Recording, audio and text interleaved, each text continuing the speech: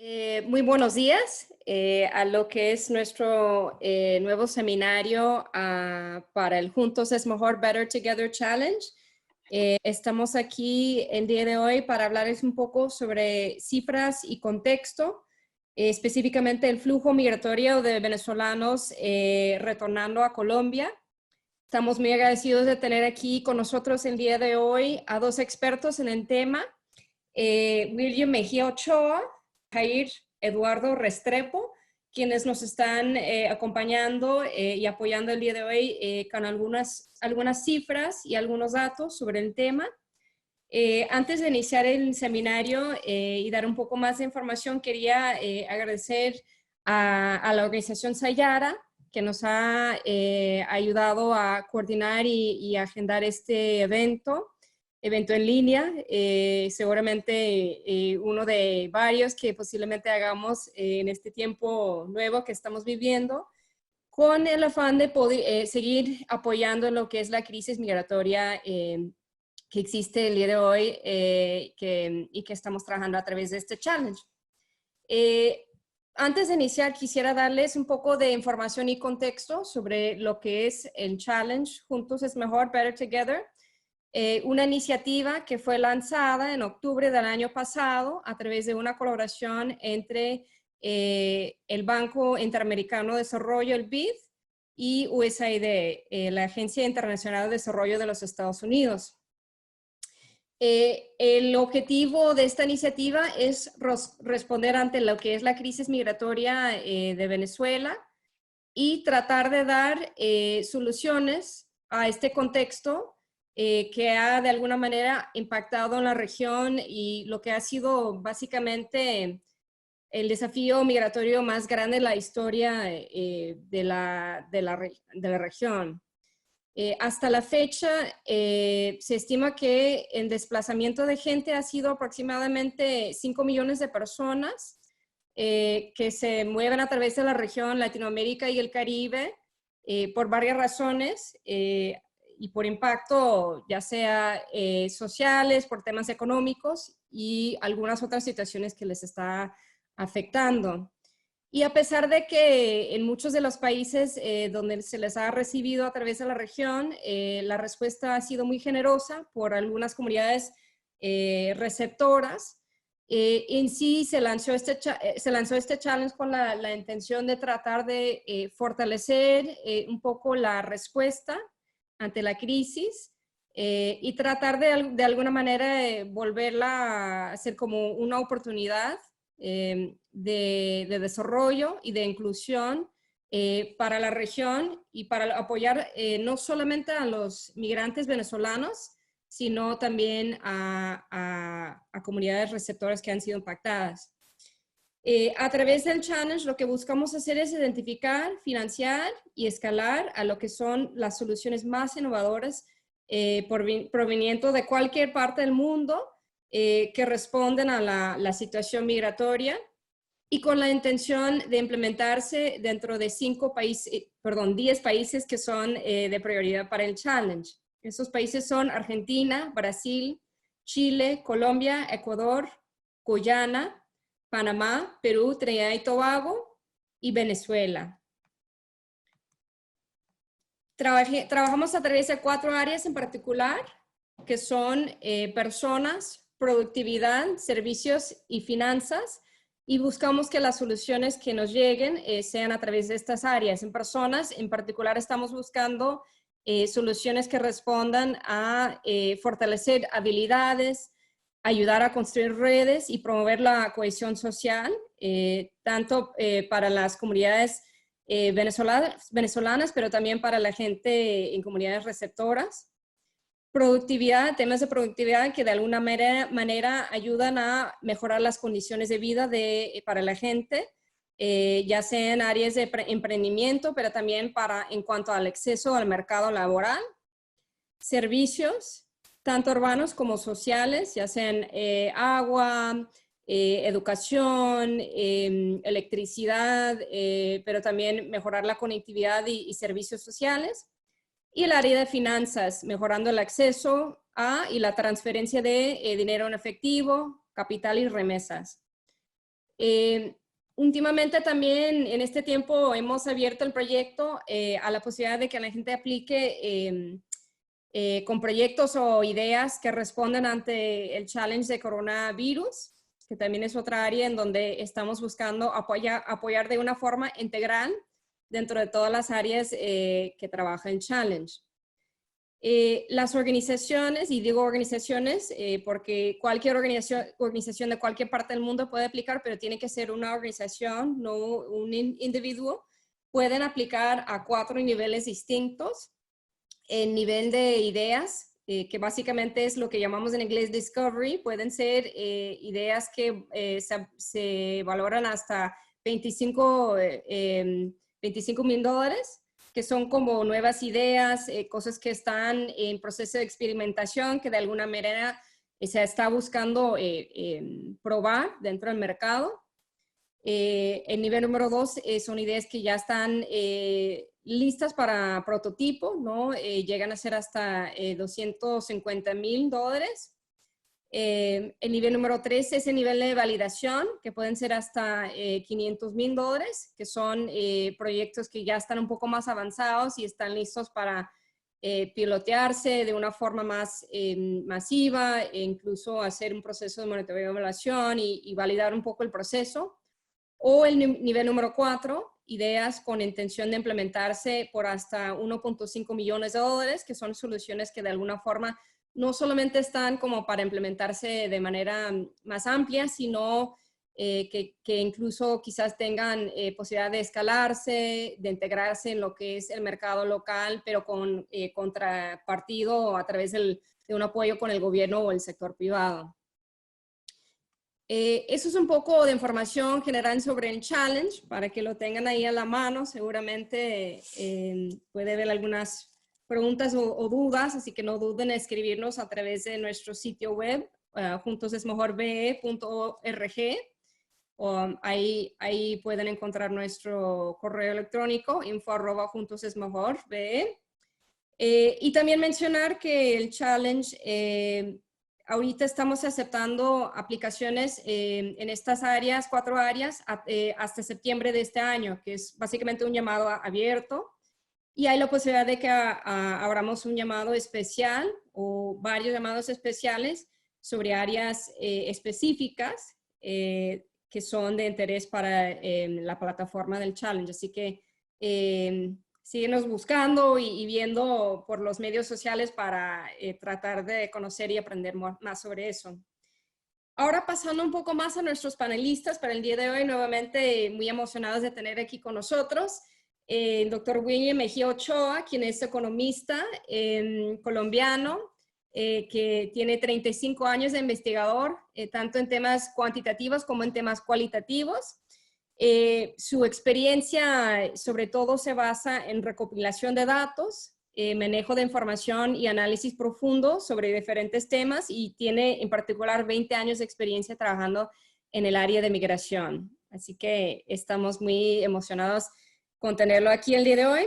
Y también el docente investigador Jair Eduardo Restrepo, quien trabaja para la cooperación universitaria en Minutos de Dios, Uniminuto, quien es doctorado en análisis y evaluación de procesos políticos y sociales, y tiene maestría en cooperación internacional con un enfoque especial en migración. Así que bienvenidos a ambos y gracias por participar aquí el día de hoy. Voy a tomarme voy a tomar un minuto para pasarnos algunas preguntas aquí que tenemos para nuestros colegas el día de hoy. Empezando con una primera. Perdónenme mientras haga la letra más grande en mi pantalla. Empezando con una primera, aquí para el doctor William. Quisiéramos saber un poco más sobre los apartamentos en Colombia, en su experiencia, donde ha habido un alto número de migración venezolano y retornados, y donde su situación socioeconómica ha sido altamente crítica en su experiencia. Voy a pasarle la palabra para que se presente un poco y para que nos explique un poco sobre esto.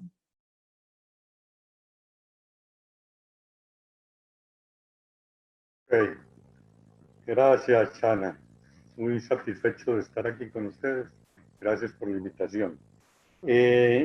Con respecto a la población venezolana por departamentos, antes de entrar a contestar exactamente esto, quiero hacer una aclaración sobre las cifras que se manejan respecto al éxodo de los venezolanos, en particular en Colombia y en general.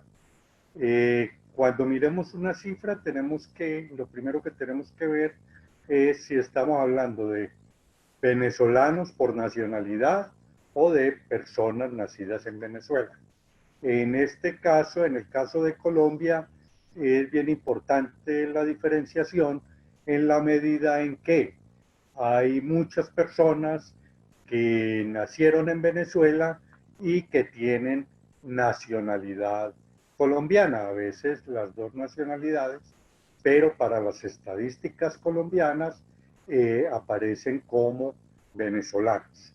Entonces, digamos, ya entrando en la inquietud que se tiene de la distribución por departamentos, si tomamos como referencia la información de Migración Colombia para el 31 de diciembre, que hablaba de la presencia en Colombia de 1.771.000 venezolanos por nacionalidad, podemos decir que allí lo verán en la gráfica, la mayor proporción se encuentra en Bogotá, seguida del norte de Santander, el departamento del Atlántico, el departamento de La Guajira y luego el de Antioquia. Si incluyéramos exactamente de retornados, la información no es tan amplia ni tan precisa. Para retornados, solo contaríamos con la información de la gran encuesta integrada de hogares y para esa desagregación no sería muy precisa. Pero sí podemos decir que tienden a distribuirse también en la misma, en proporciones semejantes a los venezolanos, pero con un mayor énfasis en las zonas desde donde salió la emigración de colombianos hacia Venezuela, o sea, con énfasis en las zonas de la costa atlántica. ¿Sí? Bueno, pero hay que tener en cuenta también que esa distribución es dinámica. Por decirlo de alguna manera, los migrantes venezolanos o la migración venezolana ha ido sufriendo un proceso de distribución en el territorio. Entonces, mirando la gráfica de distribución porcentual de la población venezolana por departamentos, entonces vemos que hay cierta diferencia entre lo que era la distribución a enero 31 del año pasado y lo que era ya a diciembre 31. En particular, en lo transcurrido de ese año, en esos 11 meses, entre el 31 de enero y el 31 de diciembre, bajaron su participación los 4 destinos principales, ¿sí? Que eran o que siguen siendo Bogotá, norte de Santander, Atlántico y La Guajira, para aumentar la participación porcentual en los otros departamentos, en Antioquia, Santander, Cundinamarca, Valle del Cauca, Valledupar y Bolívar. Y Cesar, perdón. Arauca también tuvo un pequeño descenso en la participación, siguiendo la dinámica de los otros departamentos que son cercanos a frontera, exceptuando Bogotá, que por su condición de capital es el principal polo de atracción.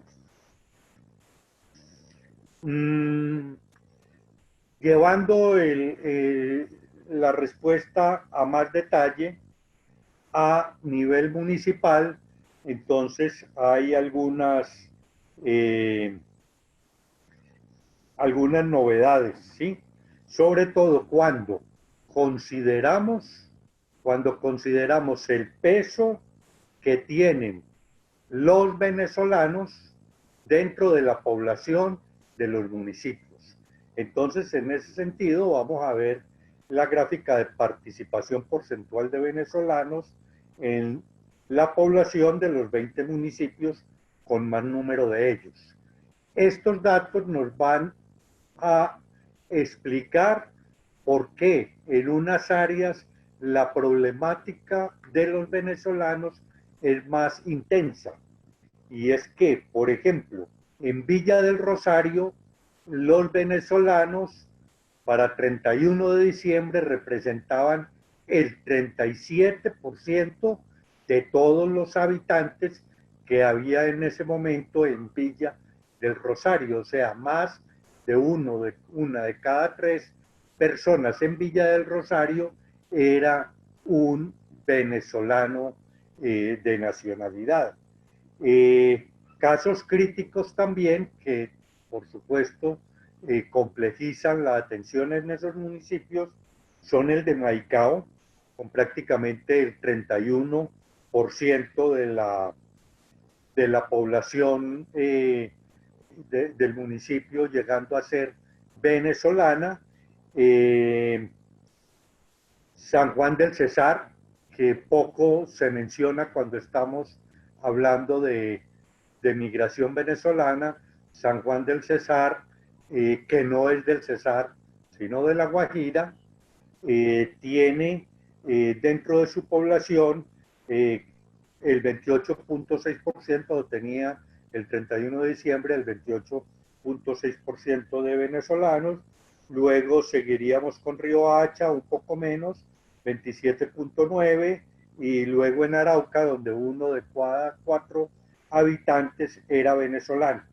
Ya bajan de allí para adelante en otros de los municipios donde hay mayor número de venezolanos, que es en Cúcuta, el 14% de la población que habita Cúcuta es venezolana. Entonces, no, por favor, no nos vamos a confundir con ese gráfico. Les repito, es proporción de venezolanos en cada uno de esos municipios. No es que en ese municipio esté esa parte del total de venezolanos en Colombia. William, eso es muy interesante y sobre todo entender un poco sobre cómo ha venido cambiando, ¿no? En los últimos meses, porque sí, siempre hay en estos flujos migratorios un ajuste, depende de lo que es la situación que está enfrentando la gente en momento dado. ¿Nos puede contar un poco más sobre, dentro de estas poblaciones o gente que se está migrando, cuál es el número o el porcentaje a quienes se les han otorgado hasta ahora el PEP? Bueno, sobre el PET, que es el permisos especiales de permanencia, o PET. El primer PET que se realizó, que fue en agosto del 2017, regularizó 68.865 personas. Si tenemos en cuenta que la regularización del PET es por 2 años, entonces sabremos que quienes se regularizaron en ese momento tuvieron que renovar el PET a finales del año pasado. No obstante, las cifras que voy a dar ahora se refieren todas a PET originales, ¿sí? Con respecto a la renovación, el único dato que incluimos allí fue el de que de ese primer PET, que eran 68.865, se regularizaron 39.000, prácticamente poco más de la mitad. Se regularizaron, no, renovaron a finales del año pasado su PEP un poco más de la mitad. ¿Qué pasó con los que no regularizaron? Pues algunos se fueron, otros buscaron proceso de nacionalización, otros tramitaron una visa, entonces habría distintas explicaciones para ello. Es Bueno, decir, el que de alguna segundo, forma hay limitaciones, ¿no? En cualquier dato que estamos llevando, tanto en cuanto a lo que es cifras migratorias como en cuanto a las cifras sobre el PEP, permiso especial en particular, ¿cierto? sí, hay limitaciones. Estas son cifras de quien maneja los datos, que es Migración Colombia, y las entrega actualizadas con mucha frecuencia en su página a través de una aplicación particular que tiene allí, que luego se les suministrará la dirección. Allí hay una aplicación referida específicamente a los PET, ¿sí? Eh, pero sí, es la información que se entrega, pues además de que es una información de tipo confidencial, al irla a detallar, pues los investigadores, nadie tiene acceso a saber los datos precisos de una de las personas que está allí, pero ellos sí entregan información desagregada que en algún momento podría permitir distribuciones por edades, por sexo, ¿sí? Ese tipo de cosas. Pero el venezolano que tramita su PET puede estar tranquilo de que la información que entrega Migración Colombia, como la que entrega al DANE, eventualmente si le aplican la encuesta de hogares, es una información que está anonimizada, donde uno no puede identificar a un fulanito de tal. Mm, Mm, ujú. en febrero, el segundo PET, que se habla también un poco de él, fue en febrero de 2018. Mm, fueron pocas personas, fue algún ajuste que se hizo allí. Luego vinieron el más grande, el de agosto de 2018, con 281.000 personas. Luego otro en diciembre, 133.000. Hubo uno particular para los exmilitares, que se venezolanos que ingresaron a territorio colombiano. Ese se entregó a 792 personas. Hay un sexto PEP que solo se le entregó a 5 personas. Ese nos da cuenta de cómo la figura del refugio en Colombia ha sido muy poco utilizada.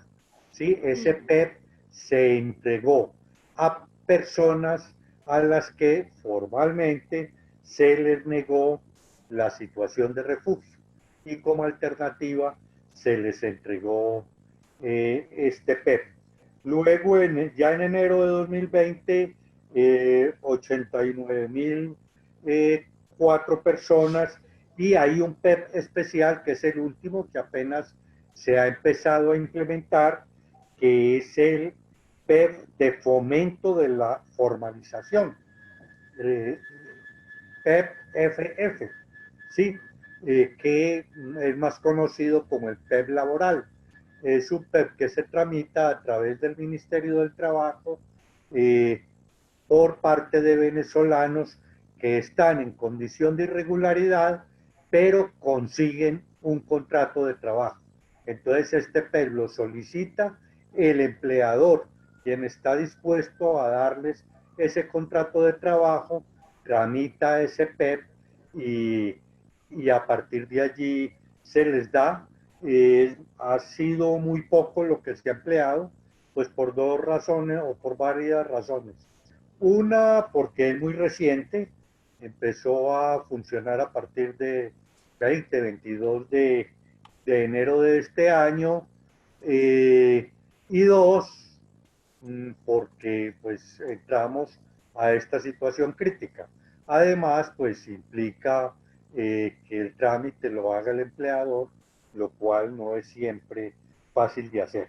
Para terminar, entonces digamos que el total de permisos especiales de permanencia que se han concedido a ciudadanos venezolanos es exclusivo para ciudadanos venezolanos entre el 1 de agosto de 2017 y la semana pasada.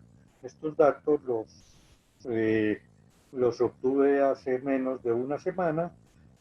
Fue de 687.330 y tantos, ¿sí? Casi 700.000 perros.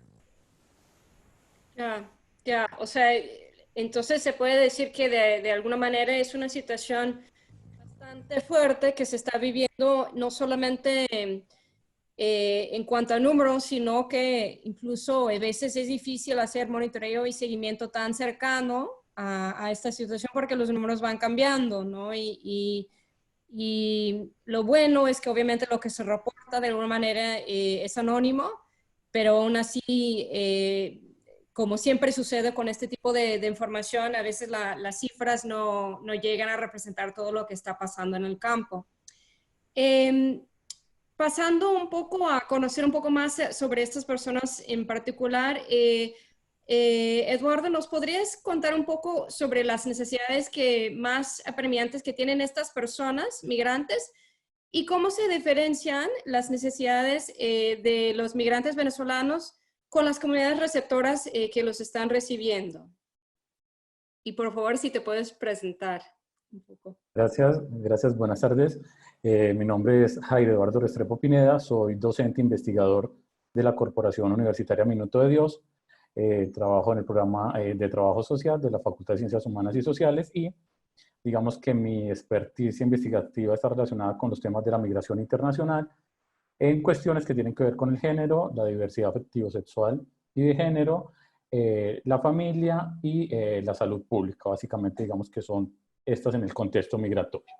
Sobre la pregunta específica, podemos decir que los migrantes inicialmente o cuando empezaron a llegar tenían unas necesidades que tenían que ver con la atención humanitaria, es decir, atención de alojamiento de emergencia, alimentación de emergencia, atención en salud básica, ¿no es cierto?, para mujeres, niños, niñas y adolescentes, adultos mayores, que digamos que cuando empezó el flujo migratorio en gran cantidad se veía, aún hoy, digamos en día también es necesario este tipo de ayuda humanitaria, pero como bien lo decía William, en la medida que el migrante se empieza a incorporar, digámoslo así, a integrar en la sociedad colombiana y empieza ya a llegar a otros ámbitos del territorio colombiano, más allá de las fronteras y de lugares como Maicao, por ejemplo, Cúcuta, llegan al interior del país o al occidente del país, empiezan a tener otras necesidades. En el trabajo que nosotros hemos desarrollado, digamos para Sayara como un ejemplo claro, hemos identificado que las necesidades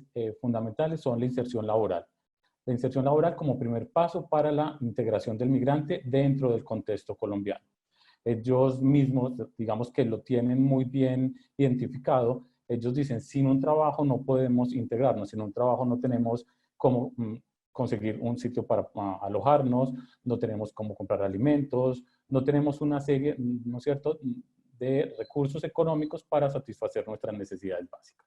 Entonces, básicamente ese es digamos, la necesidad fundamental del migrante. Hay otras necesidades que tienen que ver con el alojamiento. Hemos también identificado, por ejemplo, que en los casos de ciudades como Bogotá, Medellín, hay ya una especie de, o digámoslo así, es un hacinamiento, muchas familias viviendo en lugares muy pequeños. Entonces eso también genera problemas de habitabilidad, de salubridad y una serie de cuestiones de inseguridad dentro de las propias familias. Todo este tipo de cuestiones, digamos que son muy específicas dependiendo del contexto donde nos refiramos. Es diferente plantearnos las necesidades que tiene un migrante venezolano en Maicao, ¿no es cierto?, a las que tiene en Medellín, por ejemplo, o las que tienen en ciudades intermedias como Pereira o Armenia. Entonces es muy, digamos, es muy específico, pero de manera general podemos decir que son las cuestiones relacionadas con el trabajo y la vivienda y la salud. La salud, vivienda y trabajo, digamos que tienen un factor determinante, las tres, y son el estatus migratorio del migrante. Si el migrante no tiene el permiso especial de permanencia, no puede acceder a la atención en salud. Entonces también hemos identificado ese tipo de limitantes. Aparte de los niños, aparte de las mujeres en estado de embarazo o gestación, no hay otra forma, digamos, de que sean atendidos si no tienen el permiso especial de permanencia, solamente en casos de urgencia. Y se han identificado, digamos, dentro de la población migrante, muchas personas adultas mayores que tienen enfermedades crónicas que deben ser atendidas, personas jóvenes, personas de la población LGBTI, que era una pregunta que también nos hicieron aquí para el seminario, que tienen enfermedades crónicas que deben ser atendidas y controladas de manera permanente. Sin embargo, al carecer del permiso especial de permanencia, no pueden, digamos, acceder al servicio, al sistema general de salud. Hay muy pocos que tienen, digamos, ese acceso, aquellos que cotizan, que son la minoría, aquellos que entran por el régimen subsidiado, que también son muy pocos y que tienen, digamos, el P. Entonces, como hay esa cantidad de personas que están en situación irregular, digamos, se les dificulta el acceso a este tipo de servicios, tanto educativos como en salud, como el acceso a un empleo formal, todo este tipo de cuestiones. Básicamente eso. Y digamos que en qué se diferencian con las necesidades de los locales o de los colombianos. Digamos que la diferencia, o sea, la necesidad básica de ambos es el trabajo. Muchos de ellos se dedican a lo que es el trabajo informal, que no les da suficientes recursos para llevar una vida digna, ¿no es cierto? Tienen muchas dificultades para subsanar, digamos, sus necesidades básicas, y en ese punto, digamos, el trabajo tanto de los migrantes como de los locales, de los colombianos, es una de las prioridades, sobre todo porque Colombia tiene, pues, vemos que día a día se está elevando la tasa de desempleo y que los niveles de trabajo informal son muy superiores o son muy elevados en comparación con otros países. Entonces, básicamente, digamos que vendrían a ser las mismas necesidades. Muy bien, muchas gracias, Eduardo. Y hablando de los migrantes en particular, ¿cuáles son las características sociales y culturales de los migrantes venezolanos que se han radicado en particular en la costa atlántica colombiana? O sea, ¿cómo se pueden diferenciar de las características de los otros migrantes en otras zonas que ustedes hayan visto y hayan estudiado? Bueno, con relación a esta pregunta, creo que, digamos, no existen unos determinantes de tipo ambiental, digámoslo así, que establezcan que un migrante de la costa venezolana llega por algún tipo de, digamos, de facilidad relacionada con ese contexto a la costa colombiana. Es decir, si bien es cierto que el migrante pueda percibir de alguna forma una familiaridad con el contexto de la costa, ¿no es cierto?, por el clima o por determinadas cuestiones, esa no es el factor determinante del lugar de residencia del migrante. Existen unos factores estructurales que nos van a determinar a dónde llega el migrante, y esos factores estructurales tienen que ver, por ejemplo, con el acceso al empleo, que era lo que hablamos ahorita, o con el acceso a vivienda y servicios sociales, salud, educación. Y todo ese tipo de cuestiones son los que nos van a decir, digamos, o van a determinar a dónde va el migrante. Si bien es cierto, digamos que los migrantes, o muchos de ellos han llegado a la costa, eso también tiene una explicación por la cercanía, ¿no es cierto? Uno de los puntos por donde más entran migrantes a Colombia es Paraguachón, que queda en La Guajira, en Maicao, en el municipio de Maicao, y por la cercanía y el desplazamiento que ellos hacen terrestre, digamos que es la forma más eficiente de llegar a Colombia. Pero a partir de ahí empiezan, digamos, a llegar a otros sectores o a otras áreas geográficas del país. Entonces, digamos, cuestiones de integración, de acogida, de cómo, digamos, el entorno, están relacionadas más con otro tipo de factores, aparte de los factores, digámoslo así, ambientales o del entorno, como lo mencionan en nuestra pregunta. Puede, digamos, que en el caso de los migrantes, se mueven a través de redes de apoyo. Ellos llegan a través de esa red de apoyo que les brindan un apoyo ya sea económico, de material, emocional, cognitivo, de conocimiento. Es decir, el migrante que llega a Medellín, por ejemplo, es un migrante que tiene a alguien que por lo menos le da un tipo de apoyo material, digámoslo así, un alojamiento, mientras él consigue una estabilidad, digamos, laboral aquí en Medellín y puede ubicarse. O le dice cómo llegar de la manera más fácil a donde quiere llegar, o porque tiene familia. Entonces, la llegada de los migrantes y su ubicación geográfica responde más a otro tipo de factores, más que a los, digámoslo así, a los del entorno, los ambientales, que están también relacionados con cuestiones personales o subjetivas. En algunos casos, por ejemplo, el migrante puede sentirse más discriminado, tener una percepción mayor de discriminación digamos, pongamos un ejemplo, en Cúcuta, ¿no es cierto? Y sentir que esa discriminación disminuye en Bogotá o en Cali o en otra ciudad del país. Y ese tipo de percepciones también determinan, digamos, un sentimiento de integración social que le va a permitir decir, pues me siento mejor en Medellín que en Bogotá, que en Cúcuta, que en Barranquilla, que en determinada zona, y eso va a establecer o a determinar dónde voy a residir. De manera general, digamos que no hay una diferencia, o no se puede hablar de una diferencia de en cuanto a los migrantes que se quedan en la costa con relación a los que se quedan o se van al interior o se van a otros municipios.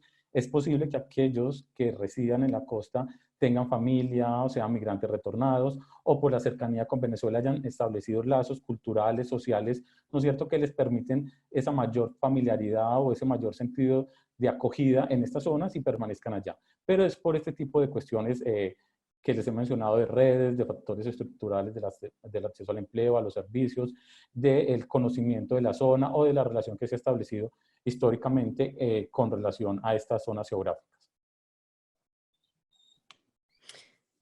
O sea, es decir, que de alguna forma no se va diferenciando el tipo de migrante que llega a la ciudad o a cierta área del país. Pero quizás, no sé, para la gente que nos esté oyendo, si hay un migrante típico, ¿no? En ese sentido, hay un perfil de migrante que se puede decir que este es el migrante con mayores necesidades y consiste en tal, si se pudiera describir un poco un perfil de dada persona.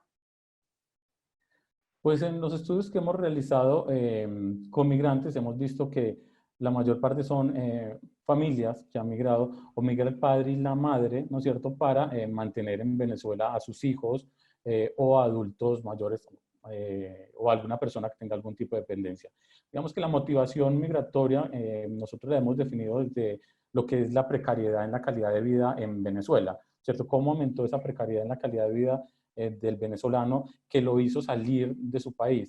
Y esa precariedad en la calidad de vida no solamente estaba referida a la falta o el acceso a alimentos, a la salud, sino también a la inseguridad, ¿no es cierto?, al desconocer qué me va a pasar el día de mañana. Y eso motiva, digamos, a los padres generalmente a desplazarse, ¿no es cierto?, a Colombia, por ejemplo, a buscar una estabilidad económica, ¿no es cierto?, que le permitiera hacer frente a todas esas necesidades que tenía en su país, ¿no es cierto?, en Venezuela. En algunos casos mantienen sus hijos en Venezuela, a sus padres, a sus abuelos, y deben enviarles dinero para mantenerlos. En otros casos, digamos, en la medida que el proceso migratorio se empieza a consolidar, las personas que ya llevan más tiempo en Colombia, ¿no es cierto?, que ya tienen un proceso migratorio más consolidado, lo que hacen es reagrupar a sus familias. Entonces se traen a sus hijos, se traen a sus padres y ya establecen, digamos, una migración, digámoslo así, más familiar y más fijada a quedarse pues en Colombia. Pero de manera general, pues si hablamos de una característica, es de alguna forma complicado. Podríamos hablar de padres y madres que han visto, ¿no es cierto?, que la calidad de vida de sus familias está decayendo mucho en Venezuela y que debido a eso toman la decisión de emigrar. Pero también llegan personas jóvenes, ¿no es cierto?, hombres y mujeres, llegan personas que también necesitan, digamos, algún tipo de asistencia sanitaria, algún tipo de tratamiento médico. Hay muchas cuestiones que uno ve, digamos, en el campo y en el trabajo de campo con los migrantes que es muy complejo, digamos, definirlo en un solo grupo social.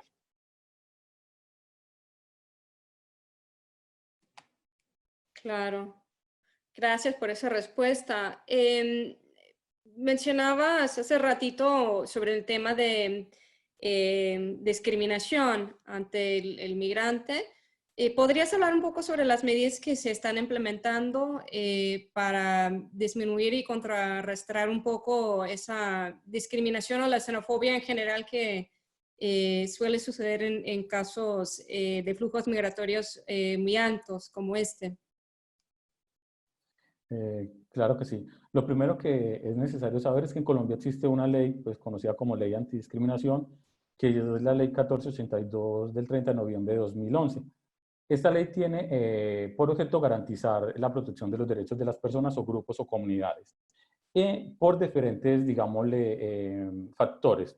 Entonces, la ley establece entre esos factores personas, la discriminación que se ejerce a las personas por razón de su raza, nacionalidad, sexo o orientación sexual. Entonces, ahí digamos que se incluyen también los migrantes. Es decir, tenemos un contexto, ¿no es cierto?, legal en Colombia que establece que no se puede discriminar al migrante. Dentro de esa ley antidiscriminación existen algunas circunstancias que agravan, digamos, la penalidad de aquel que inflige una discriminación hacia una persona, ya sea por su nacionalidad o por su orientación sexual o su identidad de género. Y tiene que ver, por ejemplo, con discriminar a una persona en el espacio público, con hacer, por ejemplo, la utilización de medios de comunicación para difundir mensajes xenófobos o discriminatorios, cuando, digamos, la discriminación parte de un funcionario público y en el contexto del servicio, de los servicios públicos sociales o de los servicios públicos. Nosotros nos hemos dado cuenta, algunos migrantes nos dicen, hemos llegado al hospital y nos escuchan el acento y lo primero que dicen es que no, aquí no hay cómo atender al colombiano, mucho menos a usted que es venezolano, váyase. Y eso partiendo desde un propio funcionario público, ¿no es cierto?, en un servicio como la salud, digamos que agrava esta conducta. Y también, digamos que esta ley establece que las conductas son aún, digamos, deberían tener una medida más grave punitivamente, cuando se trata de vulneración de los derechos de niños, niñas y adolescentes, personas de la tercera edad. Entonces, digamos que en este contexto, Colombia tiene una ley, digamos, que establece, ¿no es cierto?, que a todas las personas se les debe velar el acceso a sus derechos, ¿no es cierto?, y que nadie puede ser discriminado por razón de nacionalidad o otro tipo de situaciones. ¿Qué se ha hecho en Colombia? Se han hecho, digamos, dos tipos, o hemos identificado dos tipos de campañas o de programas macro. Unos que tienen que ver con, y que parten del Estado y que se trabajan con agencias de cooperación internacional, que tienen más con disminuir y enseñar y educar, digamos, a las personas por el respeto a la diferencia. Y por otro lado, otro tipo de programas que están enfocados en el ámbito escolar, que son fundamentales. Con relación a los primeros, digamos a los que tienen que ver con disminuir la incidencia de la xenofobia y, digamos, fomentar el respeto por la diferencia, hay algunos programas como Aquí Cabemos Todo, que fue desarrollado por la Procuraduría General de la Nación en alianza con la Agencia de Estados Unidos para el Desarrollo Internacional y desarrollado e implementado a través de la OIM.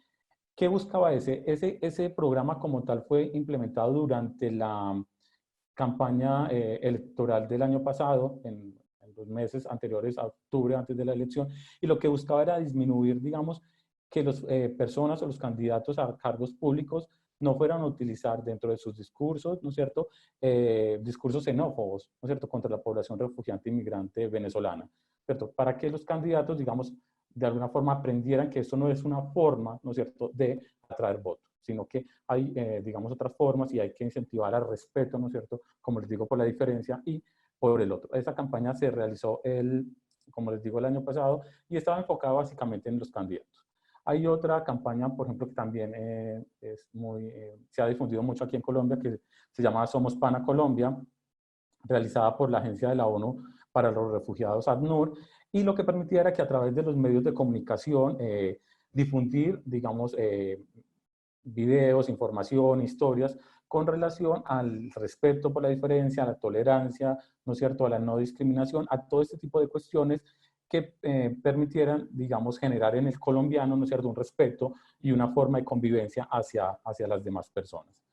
Y ya esas son, digamos, con relación a lo que tiene que ver más con la educación, la tolerancia y el respeto, y ya están las que tienen que ver con la parte educativa, ¿no es cierto?, las que nos vamos ya al ámbito escolar, que es un ámbito fundamental, porque trabajar el tema de respeto, de la no discriminación, es fundamental dentro de la escuela porque nos va a permitir que las personas o los niños, digamos, ya cuando crezcan, ¿no es cierto?, aquí en Colombia, se puedan integrar de una forma más, digamos, más respetuosa, ¿no es cierto?, más asertiva, ¿no es cierto?, y que existe una relación mucho más cercana entre el niño colombiano y el venezolano, y que no sea una cuestión de que él es el diferente, él es el otro, ¿no es cierto?, y se señale desde ese punto de vista. Entonces, en ese campo de empezar esa educación en las instituciones educativas se han llevado varias intervenciones, varios programas,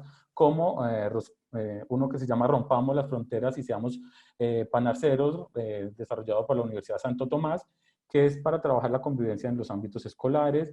Se desarrolló en Bogotá y también se hizo en la ciudad de Cúcuta. Involucraba tanto estudiantes como docentes, como administrativos, y a la familia de los estudiantes también, para que, digamos, se sensibilizaran en torno al tema, perdón. Había otro proyecto de la Universidad de los Andes que se llama Somos Hermanos, un proyecto contra la xenofobia, que buscaba también disminuir esos índices de xenofobia dentro de los ámbitos escolares. Y finalmente había uno que se llama Superpanas, que lo desarrolló ACNUR y el Fondo de las Naciones Unidas para la Infancia, y que también buscaba eliminar la xenofobia en los ámbitos escolares. Básicamente son, digamos, dos ámbitos en los que se trabaja, digamos, contra la xenofobia, ¿no es cierto?, y la discriminación, el ámbito, digamos, más de la educación de las personas y de la sociedad en general, y un ámbito educativo que es fundamental, digamos, ir desarrollando en la medida que vamos viviendo lo que es el proceso migratorio en Colombia. Gracias, muy interesante. De hecho, hemos visto a través del challenge la importancia de este tema, del tema de la cohesión social en términos generales, ¿no? Va de tanto la comunidad receptora hacia el migrante, pero también del migrante hacia la comunidad receptora, ¿no? Y que de alguna forma generando este tipo de programas que pretenden apoyar a migrantes y a comunidades específicas. Lo importante al hacer eso es que no pongamos la situación en mayor riesgo o mayor dificultad por generar más conflictos, más dificultades entre la gente. Entonces, consideramos el tema de cohesión social fundamental para cualquier proyecto. Una pregunta específica dentro de esto, solamente para mencionar, para la población LGBT, ¿hay algunas estrategias o iniciativas en particular dirigido a esa comunidad? Digamos que estrategias como tal, digamos que hay muy pocas. Hay que entender, aparte de que la comunidad LGBTI proveniente de Venezuela está de alguna forma, tiene una doble discriminación. En primer lugar, por su orientación sexual o sus identidades de género. En segundo lugar, por ser venezolanos, entonces aumenta más esa vulnerabilidad. Digamos que estrategias como tales no se han enfocado o no se han empezado en este momento a implementar, pero sí se han hecho estudios muy interesantes con relación a la población LGBTI en Colombia. Una cuestión que nosotros hemos visto, revisando la información, hemos visto, por ejemplo, que en el registro administrativo de migrantes hay identificados 333 personas transgénero de origen venezolano, que, por ejemplo, en un estudio que hizo Uniminuto sobre salud sexual para hombres que tienen relaciones sexuales con hombres, el 4.2% de los encuestados, que eran más o menos 8.500, eran hombres que provenían de Venezuela y residían en Colombia. Esto, digamos que evidencia, ¿no es cierto?, esa diversidad dentro de los flujos migratorios. Es decir, quitarnos de la cabeza la idea de que todos los que migran son hombres y mujeres heterosexuales. La diversidad es una cuestión muy compleja, una cuestión, digamos, que trae muchas diversidades, no solamente de orientaciones sexuales e identidades de género, sino también de etnias, de identidades políticas, de identidades religiosas, de una cantidad de situaciones que debemos empezar a identificar para que no, de alguna forma, homogenicemos, digamos, el flujo migratorio y tratemos a todo el mundo por igual. Porque es diferente tratar a una mujer transgénero, ¿no es cierto?, de origen venezolano que tiene unas necesidades específicas, a tratar a una mujer cisgénero, que es, digamos, la mujer, algunos le llaman mujer biológica, porque tiene unas necesidades específicas. Y vemos, digamos, hemos identificado este tipo de cuestiones.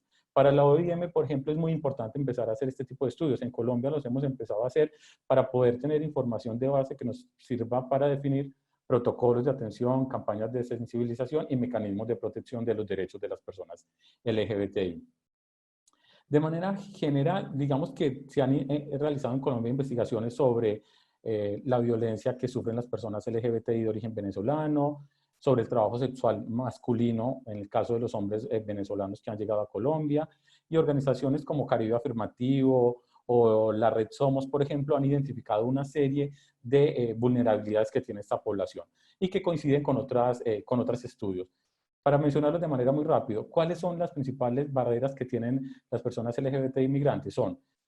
Tienen unas barreras con relación al acceso a los servicios en salud, especialmente las personas que viven con VIH. Si la persona que llega aquí a Colombia no tiene el permiso especial de permanencia, no lo atienden. El VIH es una enfermedad crónica, una condición crónica que necesita un tratamiento permanente y un seguimiento permanente. Entonces no pueden ni acceder al tratamiento ni acceder a ese control permanente. Tienen violencia, otro factor que afecta a las personas LGBTI venezolanas. Existe una violencia ejercida contra ellos, especialmente contra las mujeres trabajadoras sexuales, que no se diferencia mucho de la que se ejerce contra las mujeres trabajadoras sexuales colombianas. Digamos que están en el mismo nivel de vulnerabilidad y en los mismos riesgos cuando desarrollan el trabajo sexual en calle. Y también hay ciertos tipos de amenaza con relación a sus orientaciones sexuales e identidades de género, que también, digamos, se comparten con relación a las personas LGBTI colombianas que también se ven, digamos, enfrentadas a este tipo de violencias. Otro tipo de cuestiones, digamos, que aumentan la vulnerabilidad de las personas LGBTI venezolanas tienen que ver con su estatus migratorio. Como ya lo mencioné, si no tienen el PET no pueden acceder a servicios de salud. Entonces muchas de estas personas o algunas de estas personas pueden estar viviendo con VIH, tener alguna infección de transmisión sexual y no poder acceder a este tipo de seguimientos y de tratamientos médicos. El segundo, pues, también tiene que ver con sus orientaciones sexuales y el hecho de que en Colombia aún existe mucha discriminación y mucha violencia hacia las personas LGBTI en diferentes ámbitos, a los cuales también se ven ellos afectados. Y finalmente que existe un cierto estigma y una cierta discriminación hacia las personas LGBTI, que sumada a ese estigma que se está creando, ese prejuicio sobre que el venezolano nos trae delincuencia o es una persona mala, pues que se ve mucho y se está, digamos, en algunos ámbitos mirando, aumenta y triplica de alguna forma la discriminación a la que se ven sujetas las personas LGBTI. Por lo tanto, es, digamos, necesario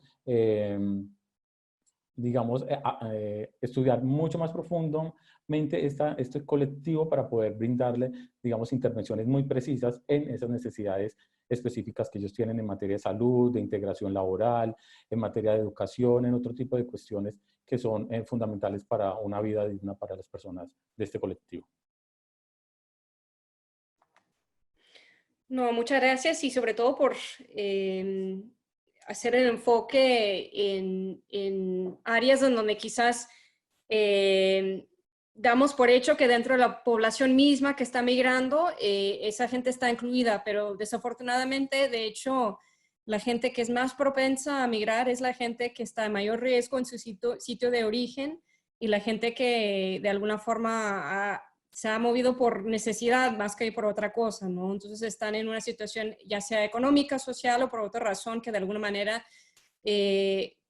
con añadiéndole factores adicionales es lo que al final termina motivando la migración, ¿no? Entonces, muy importante reconocer eso y también reconocer la importancia de variar y trabajar una respuesta mucho más integral que de alguna manera atiende a estas poblaciones de forma específica. Entonces, eso de alguna manera es muy importante en términos generales y también para nosotros a través del Challenge buscamos atender poblaciones minoría, gente indígena, gente de alguna forma que no específicamente ha sido atendido en las respuestas más quizás tradicionales, ¿no? Que se ha dado a esta población.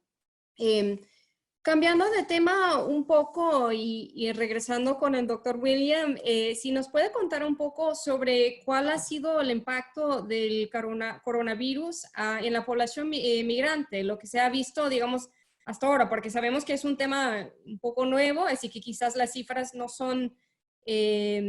han actualizado hasta la fecha, pero seguramente se han trabajado un poco y seguramente hay lineamientos, y documentos oficiales que han surgido que de alguna manera responden y nos dan alguna información sobre esto.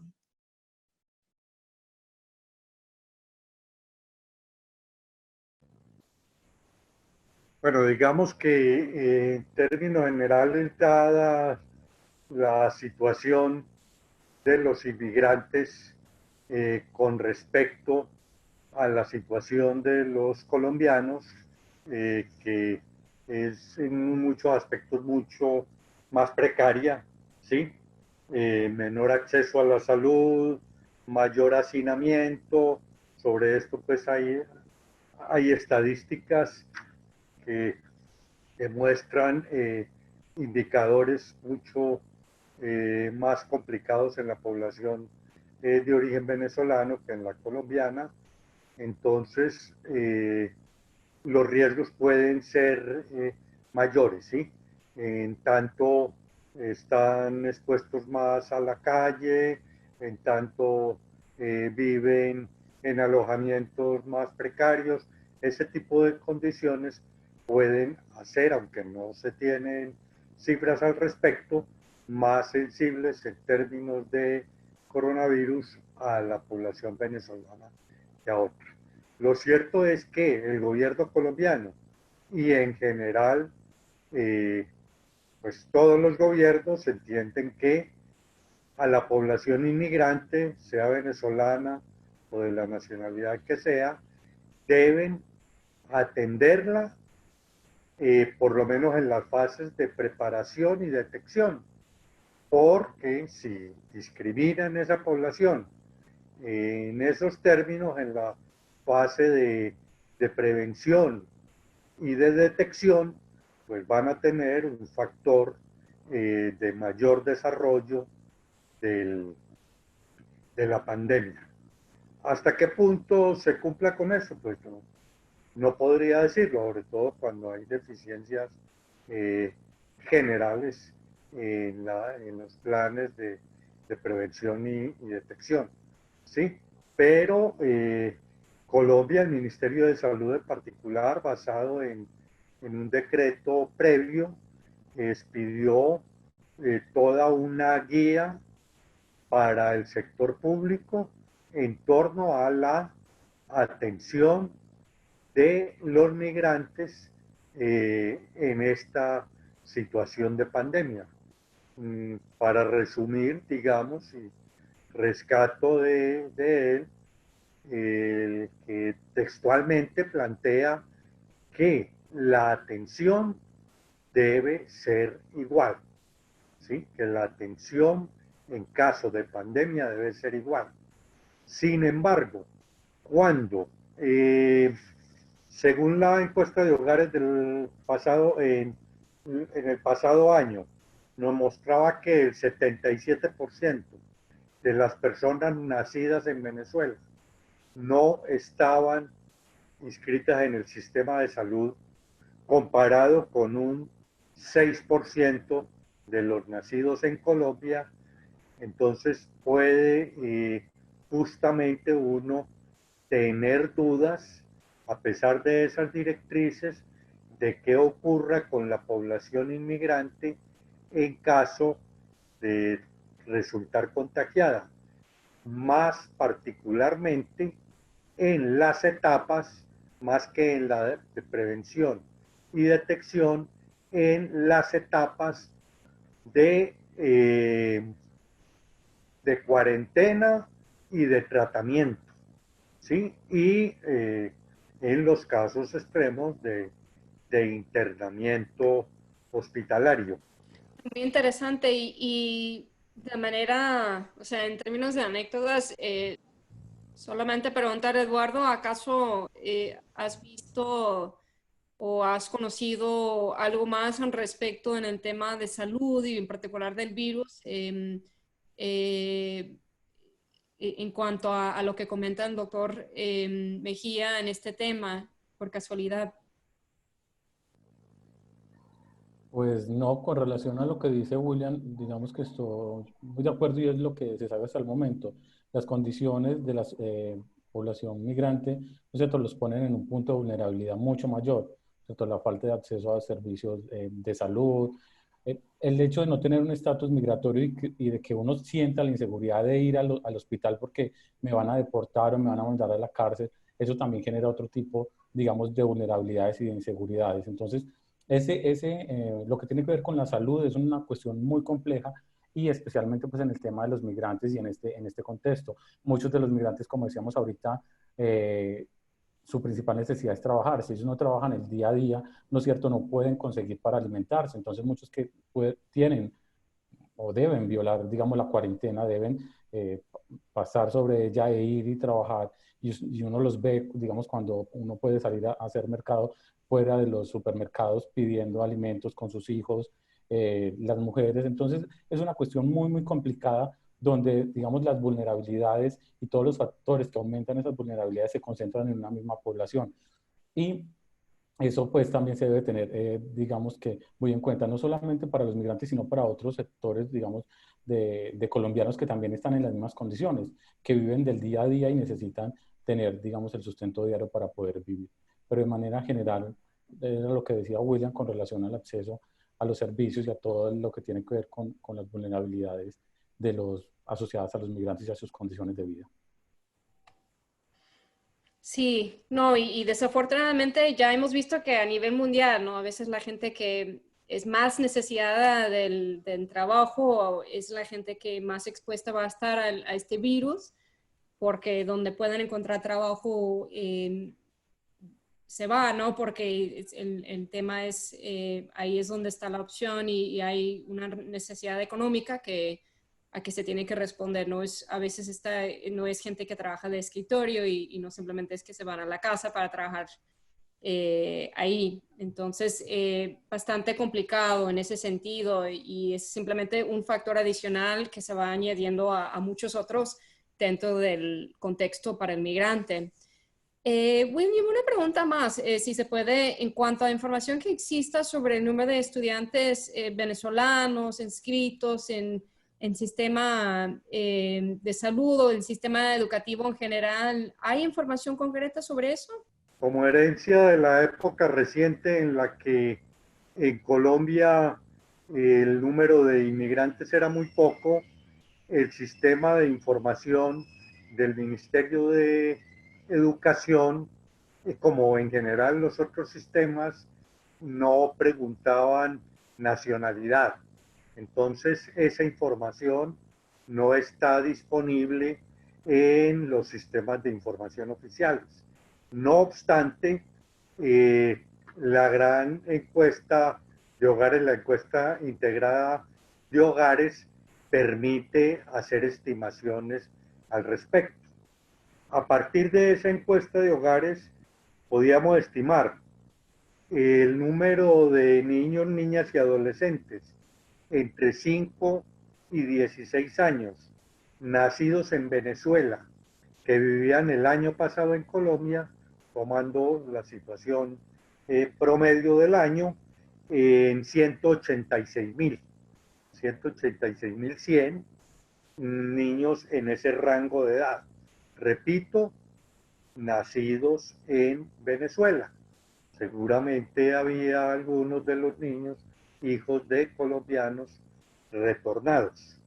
Al medir la inasistencia escolar, que es una variable que contempla esa encuesta, se encontró que prácticamente el 38%, 37.9%, no asistían a la escuela. ¿Sí? Cuando, comparando con la población nacida en Colombia, ese indicador apenas se acercaba al 6%. Entonces, repito, el 6% de los niños, niñas y adolescentes el año pasado se encontraban integrados al sistema escolar, mientras los niños nacidos en Venezuela, el 38% no se encontraban. Una distancia enorme.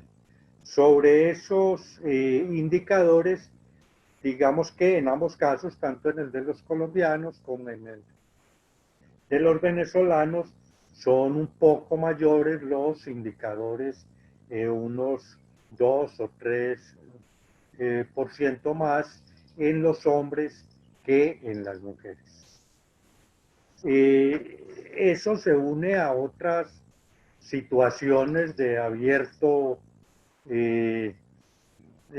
diferencia, sí, abierta falta de equidad por nacionalidad existentes en Colombia y que tienen que ver con hechos que ya tanto Jair como yo hemos comentado, como falta de regularización, como la pobreza y muchas otras cosas. Es la situación que se da cuando mientras el 77% de los nacidos, ya no estoy hablando de niños, sino que estoy hablando del conjunto de la población, y según la misma encuesta y también para el año pasado, mientras el 77% de los venezolanos no estaba adscrito al sistema de salud, en Colombia ese porcentaje apenas era del 3%. Y mientras, por dar otro de muchos indicadores, pero como pista de la precariedad mayor comparativa de los venezolanos respecto a la población colombiana, mientras entre los venezolanos el porcentaje cuyos hogares el servicio sanitario era compartido con otros hogares era del 17,5%, entre los colombianos apenas era del 4%. Mientras el 20% de la población nacida en Venezuela, residente en Colombia, solo dispone de un cuarto para habitar los hogares, estamos hablando ya no de personas, sino hogar, el 20% de los hogares venezolanos apenas disponen de un cuarto, incluyendo la sala comedor. En el caso de los colombianos es la cuarta parte, apenas se acerca al 5%. Así se podrían pues dar muchos indicadores más. Entonces el problema no es solo en términos absolutos, sino también relativos y de inequidad que convierten a los inmigrantes venezolanos en unos ciudadanos de segunda clase en el país, independiente de todos los esfuerzos que reconozco que se han hecho, pero que no logran salvar aún esas grandes diferencias. O sea, es decir, que más que una tercera parte de la población, no, en caso de tenerlos, no está poniendo a sus hijos en la escuela, básicamente por varias razones, pero no se está logrando educar a estos niños, lo cual es una situación muy fuerte, ¿no? Porque va afectando a las siguientes generaciones.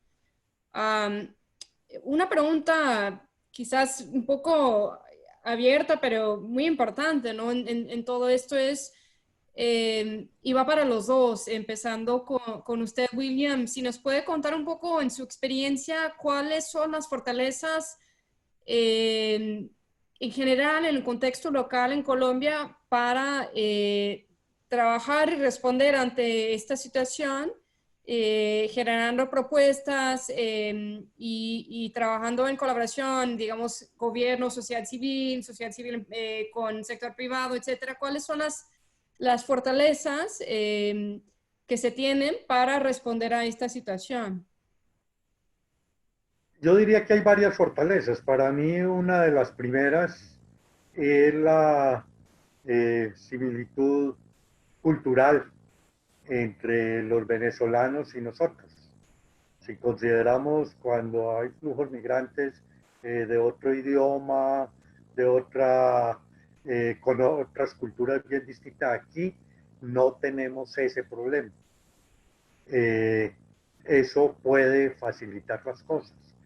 De otro lado, puede facilitarlas, aunque no se haya explotado completamente esa fortaleza, y es el hecho de que esa inmigración venezolana está ligada también a una población colombiana de retorno y que hay una gran cantidad de población, llamémoslo mixta, aunque pues creo que no es la mejor denominación, pero sí por referirme a familias colombo-venezolanas, ¿sí? O a familias de colombianos, con parejas venezolanas o con hijos nacidos en Venezuela. Eso constituye otra fortaleza. Adicionalmente está el hecho de la calidad, el nivel de formación con el que llegan los venezolanos, inclusive la educación promedio de la población venezolana tiene 1 o 2 años más que la educación promedio de los colombianos. Ese sería un factor que también debería pensarse en aprovechar, que no se ha aprovechado. La cantidad de profesionales que hay detrás de esos datos que no están siendo utilizados, aunque el término puede sonar mal, pero no lo utilizo en mal término, no lo utilizo en términos de utilización exactamente, sino de buscarles un espacio en la sociedad colombiana donde se beneficien ellos, donde se beneficien los venezolanos y se beneficie la población colombiana residente y hacer pues de hecho una sola comunidad. Entonces yo creo que en ese sentido, sin dejar de considerar otras posibles fortalezas como es digamos el capital social que han ido formando los inmigrantes venezolanos. Hay una gran cantidad de organizaciones de venezolanos en el país. Yo creo que hay un número importante de fortalezas que deberíamos explorar con más detalle y ver la forma de potenciarlas en beneficio, pues diría yo,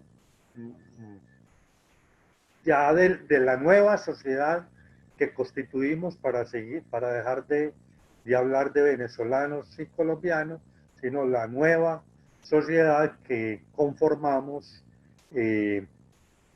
colombianos y venezolanos, donde los recién llegados tienen un peso que empieza a ser ya muy importante dentro de la población.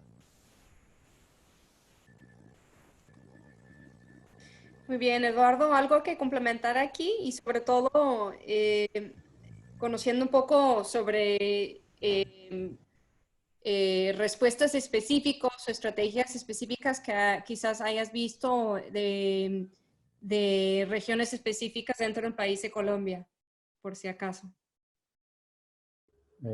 Pues sí, para complementar un poco lo que dice William, con relación a esas fortalezas que tiene la administración local, podríamos decir que la experiencia que tienen las instituciones colombianas con relación a la gestión de las necesidades de grupos vulnerables y también lo que tiene que ver con la experiencia con trabajos con desplazados internos. Digamos que nosotros llevamos, debido al conflicto armado, ¿no es cierto?, con la mayor cantidad de desplazados internos que hay en el mundo, y a partir de eso, digamos que las administraciones locales, regionales y la nacional han aprendido, digamos, a manejar de alguna forma más o menos eficiente estos flujos de personas desplazadas. Entonces yo creo que con esa experiencia, con esas cuestiones que se han podido aprender, es una forma de retomarla, ¿no es cierto?, para aplicarla a lo que es el flujo migratorio venezolano, el proceso migratorio venezolano que estamos viendo actualmente.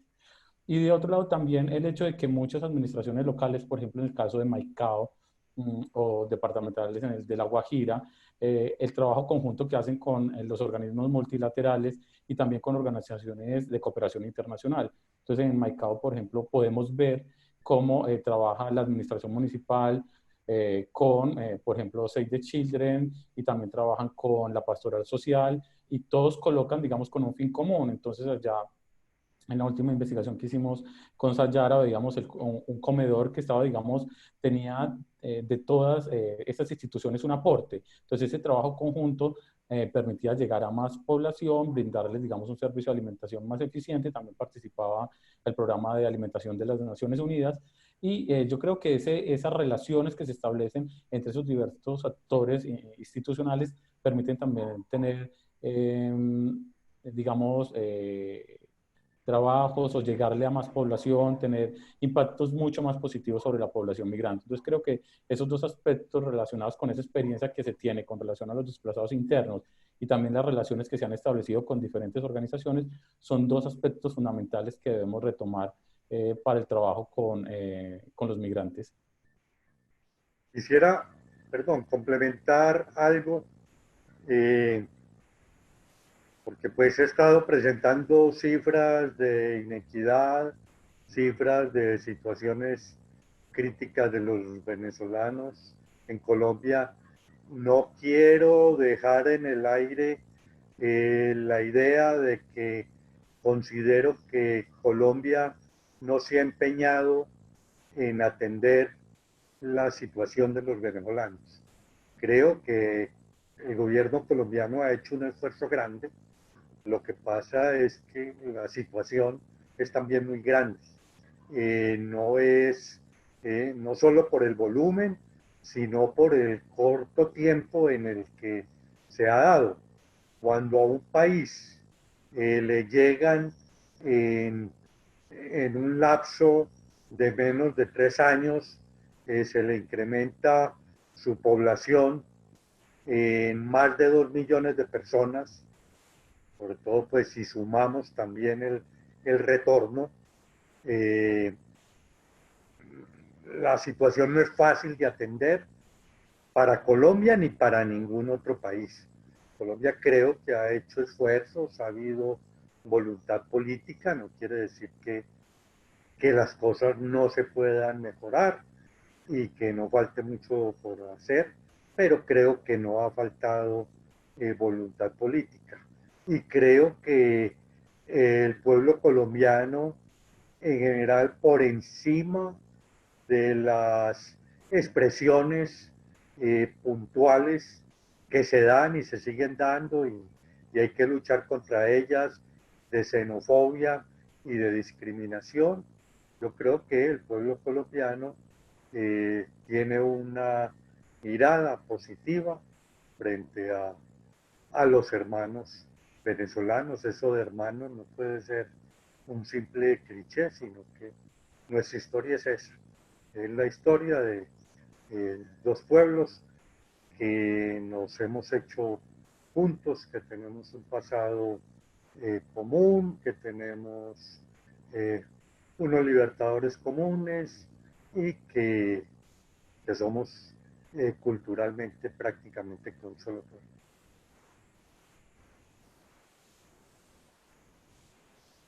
No, gracias. De hecho, muy bueno el llamado de atención a experiencias compartidas y las buenas intenciones y la voluntad, ¿no? Sobre todo tener esa voluntad es lo que a veces más ayuda en casos así. Para ir cerrando, quizás para cada uno regresarle la palabra para dar un último cierre. En el caso del doctor William Mejía Ochoa, si nos puede dar una cifra final que nos quisiera resaltar o comentar, sabiendo que vamos a poner en el video al final un poco de información, una cifra resumen que nos ayude a entender el contexto para la gente que nos está oyendo. Y en el caso de Eduardo, si nos puede compartir, digamos, un poco de tipo resumen de las necesidades más fuertes que se están viendo en este momento para la población migrante y sus comunidades receptoras. A ver, bueno, diría Como cifra resumen, entonces, estamos cerca para este momento a 1.800.000 personas nacidas, nacionales venezolanos que viven en Colombia. Que la cifra de personas nacidas en Venezuela es un poco mayor porque incluye los hijos de los colombianos que vivían allí, que esa cifra puede llegar en este momento a 2.300.000, 2.400.000. Y que si incluimos los retornados colombianos, podríamos hablar de un gran agregado cercano, repito, son cifras aproximadas, pero cercano a los 2.700.000 personas que llegaron entre nacionales venezolanos, colombianos retornados e hijos de colombianos nacidos en Venezuela. Un volumen grande que en muchos casos tiene necesidades semejantes y que hay que atender en todos los casos. Gracias. Adelante, Eduardo. Gracias. Bueno, con relación a las necesidades, considero que primordialmente en el caso de los migrantes, digamos, la regularización de aquellos que están de manera irregular en el país sería fundamental para permitir que estos tengan acceso a los servicios como salud, educación y demás. Y a partir de esto, pues lo que tiene que ver con la inserción laboral, que es fundamental, ¿no es cierto?, para asegurar que tengan los ingresos necesarios para la alimentación, vivienda y todo este tipo de necesidades básicas que deben tener para una vida digna. Digamos que necesidades que no se diferencian mucho con relación a los del colombiano, ¿no es cierto? El acceso a un trabajo formal y con todas las garantías laborales, el acceso a una vivienda digna, servicios básicos pues de calidad y manera continua. Digamos que son la misma, como decía William, tanto venezolanos como colombianos tenemos las mismas necesidades. Sin embargo, ¿no es cierto?, el venezolano sí tiene una barrera que tiene que ver con el estatus migratorio. Y sí que ese estatus migratorio pues se regularice o puedan acceder a un permiso especial de permanencia, a otro tipo de permiso que les permite estar de manera legal en el país, va a seguir habiendo, digamos, una exclusión y una marginación de la población migrante que les va a deteriorar su calidad de vida y los va a poner en unos niveles mayores de vulnerabilidad con relación a otros grupos sociales en el país. Creo que eso sería como fundamental dentro de lo que tiene que ver con la gestión de los migrantes en Colombia.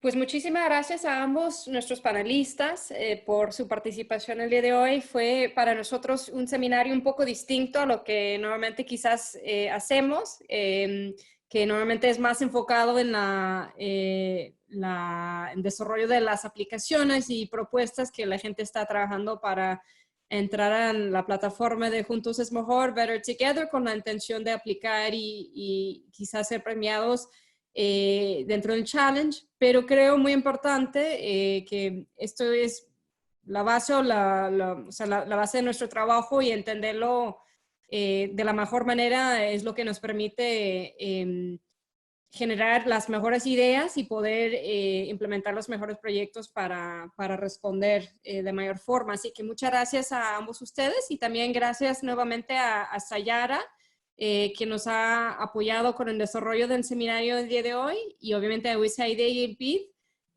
quienes nos ayudan a patrocinar este proyecto.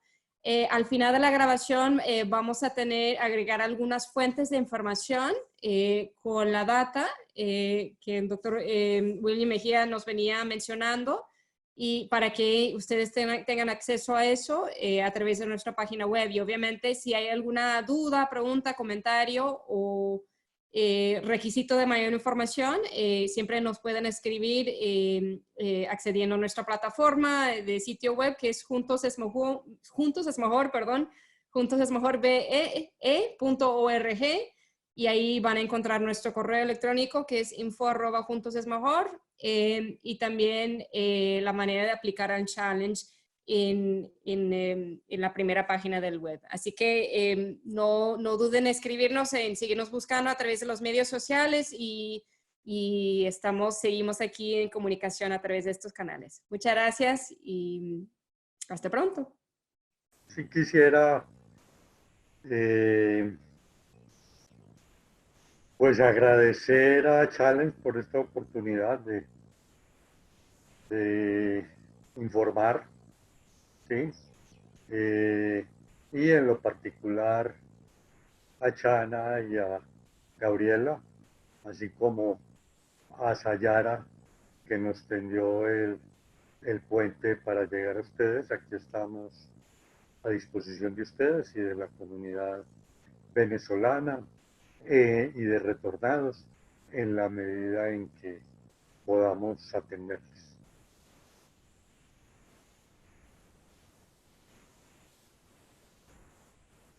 Gracias, no, solamente me queda agradecer la invitación de participar en este evento. Espero pues que la información que hayamos compartido sea de utilidad para todos y sirva, digamos, para seguir avanzando en el conocimiento de las migraciones internacionales y en las intervenciones que podemos desarrollar conjuntamente, que como ustedes mismos lo dicen, juntos es mejor y seguramente juntos encontraremos salidas a diversos problemas que enfrentan los migrantes y que pueden tener, digamos, soluciones alternativas que entre todos podemos ver. Agradezco personalmente a Sayara y a todas las instituciones que hicieron posible este evento y también desde Uniminuto, ¿no es cierto?, quedamos a la entera disposición de cualquier tipo de colaboración en cualquier tipo de actividades de investigación e intervención que podamos colaborar. Muchísimas gracias.